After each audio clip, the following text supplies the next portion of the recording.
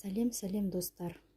Мен сіздерге қазір сабағында күрчекпен қалай жұмыс жасау керектігін көрсететін боламын. Ең бірінші осы күрчекпен қалай жұмыс жасау керек екенін білгеннен кейін, воздушный петляны қалай жасау керек екенін бәрін көргеннен кейін ары қарай тоқып үйреніп кетесіздер.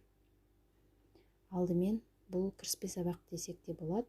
Мен қазір алып отырған жібім бұл Иран жібі, аяқ киім тоқитын, өзімнің аяқ киім тоқуға алатын жібім.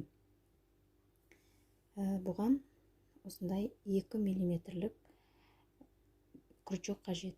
Осы күрчек осы жіпке міне сай келеді осылай. Енді біз қазір сұқ саусақтың басына осылай жіпті аламыз, жұмыс жібімізді былай өткіземіз. Бізде кольцо пайда болды. Осы кольцоны енді біз түйін жасауымыз керек. Біреулерге мысалы күрчекті былай ұстаған ыңғайлы, ручка сияқты. Былай тоқуға. Маған мысалы осылай тоқыған ыңғайлы, пышақ ұстаған сияқты. Былай өткіземіз петлядан. Осылайнан кольцо жасаймыз. Түйін жасаймыз, не түйін жасап шығардық. Бірінші воздушный петля. Мына жұмыс жібінен ары қарай мына түйіннің үстінен осылай ұстап тұрамыз да. Екінші воздушный петляны жасаймыз. 3, 4, 5, 6, 7, 8, 9, 10.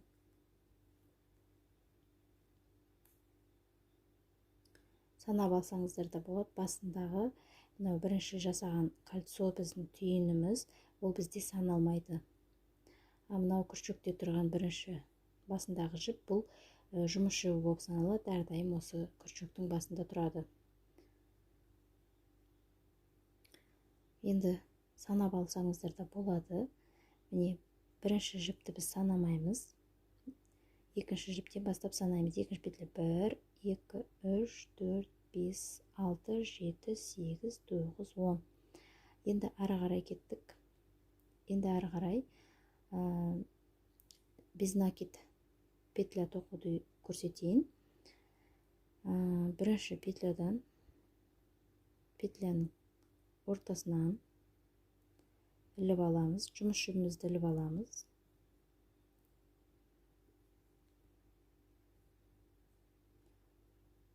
Осылайнан соңына дейін 10 петляны тоқып шығамыз.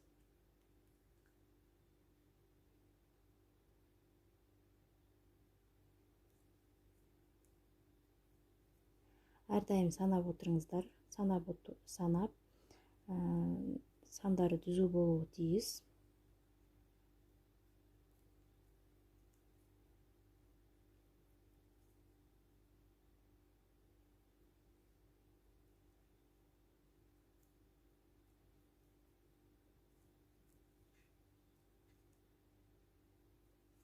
Біздің жаңағы теріп алғанымыз ол воздушная петля деп аталады.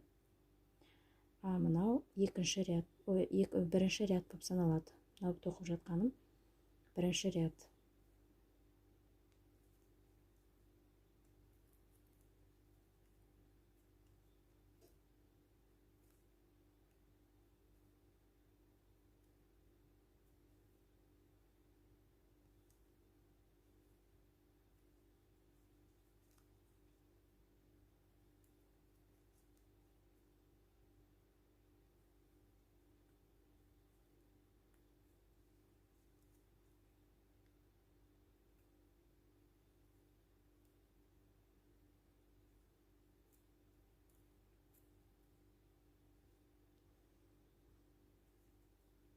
Мінекей тоқып шықтым. Енді ары қарай бір воздушный петля жасаймыз. жұмыс жібімізді тоқымамызды айналдырамыз. Ары қарай петля с одним накидом көрсетейін. Бір накидпен столбик с одним накидом. Накид. Бірінші петлядан өткіземіз. Петлядан өткізгенде бұл жерде петляның қабырғасынан өткіземіз. Үстіңгі тоқымадан.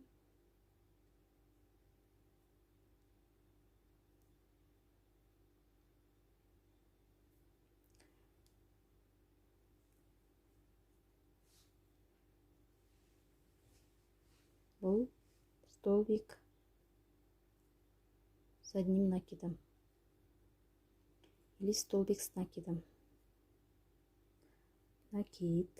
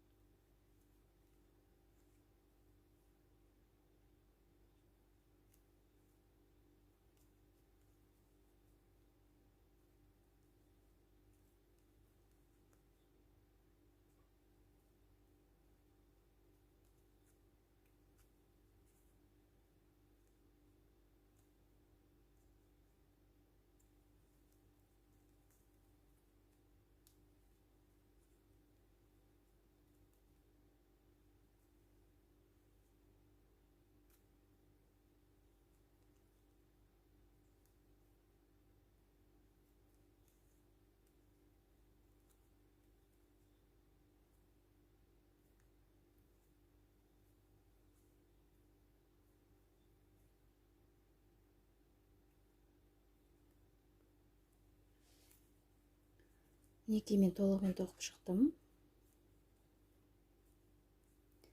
Осылай столбик с накидом аралары осындай ашық болып тоқылады.